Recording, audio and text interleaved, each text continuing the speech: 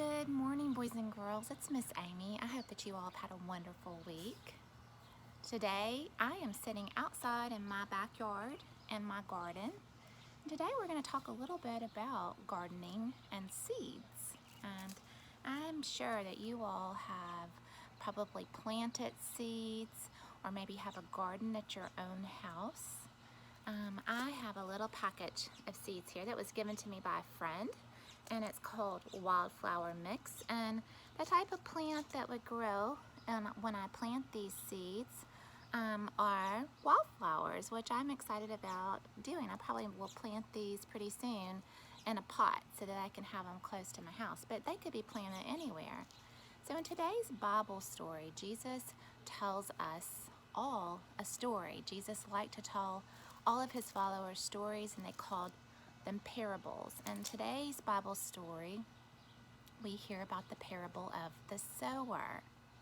Now, some of you might think that a sower sounds like somebody who sews with a needle and thread or on a sewing machine. But this is a different kind of sower. This is a sower who sows seeds, and it's spelled S-O-W-E-R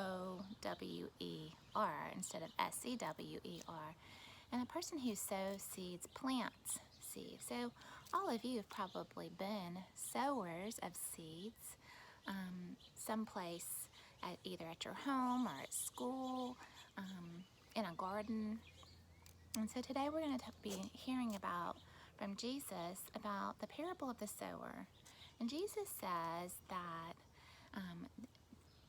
there was a sower, and he went out and scattered some seeds, and some of those seeds fell onto rocky ground. Some of them fell out into ground that was out in the middle of the sun, so the seeds just burn up. Some of them fell into ground that had thorns and stuff all around them, and then some of them fell on some ground that was nurturing, and the seeds were able to grow and produce all kinds of beautiful things, fruit, flowers, all kinds of things. And he says that that is like the kingdom of God. The sower, we know, is God, and God plants seeds all over the place. We are like the ground, and God is always planting seeds. He's always out there planting seeds.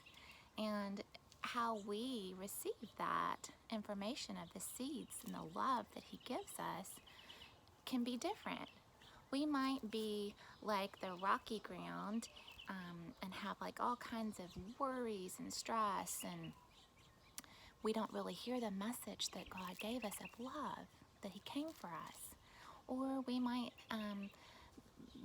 not hear the message at all. We might be like the seed that got burned up because we're so consumed with our own thoughts, so we don't hear that message of love. Or we might be like the seeds, the ground that the seeds were planted where there were thorns, and as the message grows up, it gets choked out because we listen to the voices of the world tell us that we may not be good enough, or that we might be stressed or worried about something. But there are times too that the seed grows on good ground, and when we hear God's love for us, that's whenever fruit is produced. And sometimes we might think, well, what can I do to make my ground better? And the thing is that the seed is always being planted. It's always important to know that God is the gardener, and he's always planting seeds.